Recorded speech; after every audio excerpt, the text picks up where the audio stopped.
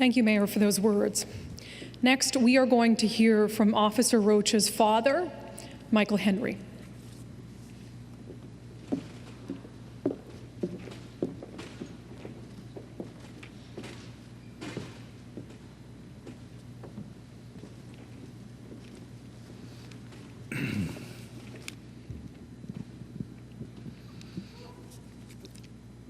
I know some of you may be wondering, what's with the red shoes? Well, there's a story behind this. Ever since Dan was probably early high school, he had the same size foot that I did. And whenever, he was also kind of a sneaker aficionado, I guess you would call it. And he would buy the best new pair of sneakers, wear them for a little while. He'd get tired of them, and then he'd put them away. Well, luckily for me, he would give them to me when I would come up to visit. And so I would get all these shoes. And teaching high school in Las Vegas, the students would come up to me and say, "Hey, cool shoes, Mr. Henry." I'd say, "Yeah, thanks, Dan."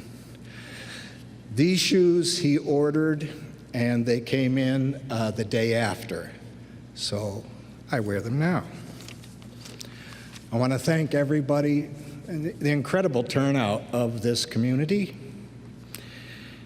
and for sharing this time with Dan's family. I want to thank the Behind the Badge Foundation, as well as the Everett Police Department and all the amazing officers.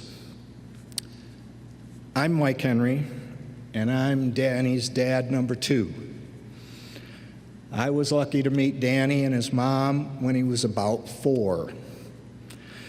He was a special kid, and he's very kind, sensitive. He liked to grow strawberries. He liked tulips. They were his favorite flower. And he liked to make stuff. He also loved sports. Started him in soccer, and he excelled. I was playing ice hockey at the time in a men's league, and he would come to watch, and he was hooked. He had to play. So I got him involved in ice hockey, and I was lucky enough to be able to coach his teams. And it was a lot of great times and stories as he grew up through the different age levels, travel teams.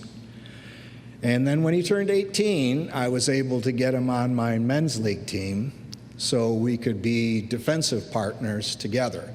That was the thrill of my ice hockey experience.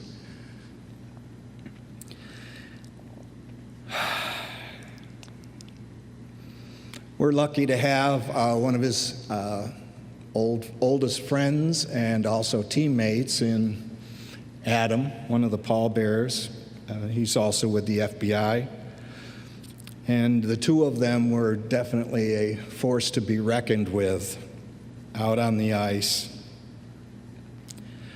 Dan showed at an early age his protective instincts.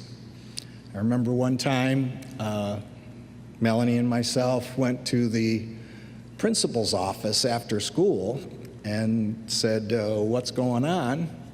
Danny said, "Well, there was a big kid picking on a little kid, and I stepped in and took care of it."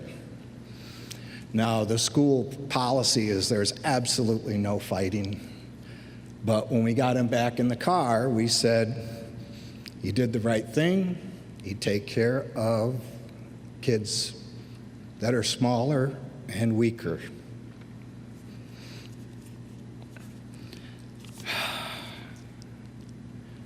Dan always wanted to matter. He had a singular dedication to becoming a police officer. His friend Mike, who's also here, is a police officer in Las Vegas.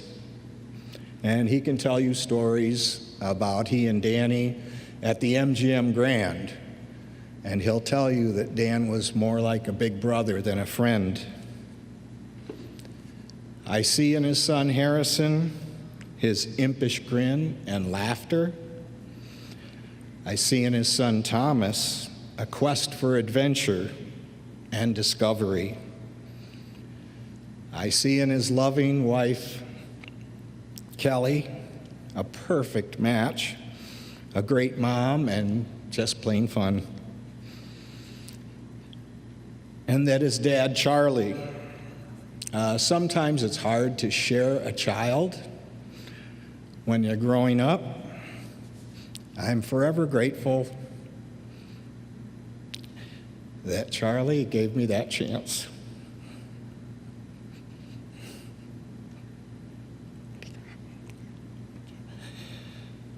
And I know my daughter Morgan will never forget her big protective brother.